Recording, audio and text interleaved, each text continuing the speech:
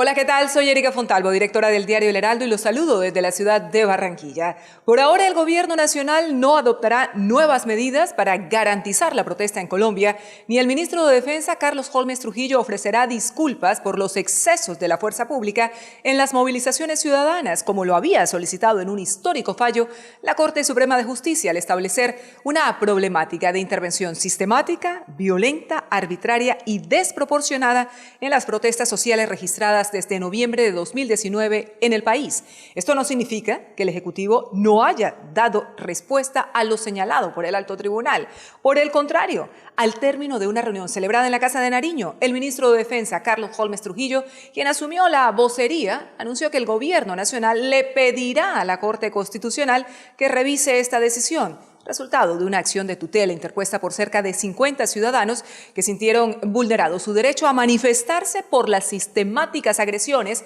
cometidas por el gobierno y el SMAT durante las jornadas de protesta. En su declaración, el ministro aclaró que las manifestaciones ciudadanas, públicas y pacíficas están garantizadas por la Constitución Política y señaló que la actuación del SMAT se produce exclusivamente ante las acciones violentas e irracionales que constituyen delito, atentan contra los derechos de las personas y no son manifestaciones pacíficas. En el caso de abusos o excesos de integrantes de la fuerza pública en el marco de las protestas, reiteró que estas son individualizadas y sancionadas por las autoridades competentes y dijo además que sobre los responsables debe caer todo el peso de la ley. Sin embargo, no se refirió a los plazos perentorios dados por la Corte para que la policía suspenda el uso de las escopetas calibre 12, la misma que acabó con la vida del joven Dylan Cruz en una manifestación el año pasado en Bogotá, hasta que se verifiquen las garantías para su reutilización responsable y mesurada. Ni tampoco el ministro hizo consideración alguna acerca del plazo de 30 días otorgado al presidente Iván Duque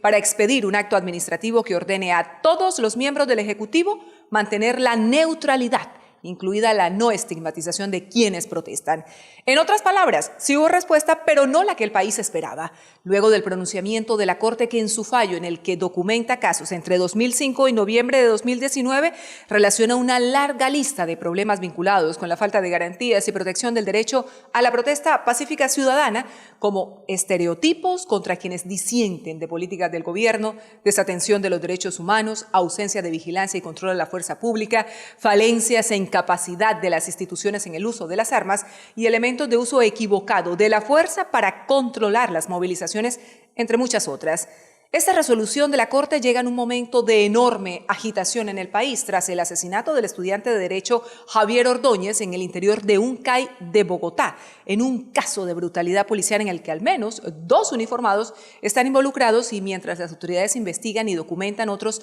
crímenes y abusos ocurridos durante las protestas posteriores a este hecho que, según el propio ministro Trujillo, fueron instrumentalizadas por grupos vandálicos y criminales. Sin perder de vista que la Corte es clara al señalar que la Constitución protege la protesta pacífica y no la intolerante y violenta, esa que hace apología al odio y a la hostilidad, patrocina la guerra o incita a la comisión de delitos, es fundamental que el gobierno nacional asuma que el Alto Tribunal reconoce una alarmante sistematicidad en las agresiones a la protesta. Esta posición sustentada en el fallo confirma el reiterado clamor de distintos sectores de la sociedad que hablan de una crisis estructural en el manejo que le da la policía y muy especialmente el SMAT al uso de la fuerza en las movilizaciones ciudadanas. No se trata de casos aislados o manzanas podridas, como tantas veces se ha mencionado. El uso arbitrario y desproporcionado de la fuerza, dice la Corte, representa una amenaza seria y actual para los ciudadanos que quieran manifestarse pacíficamente y el gobierno nacional lo debe entender así,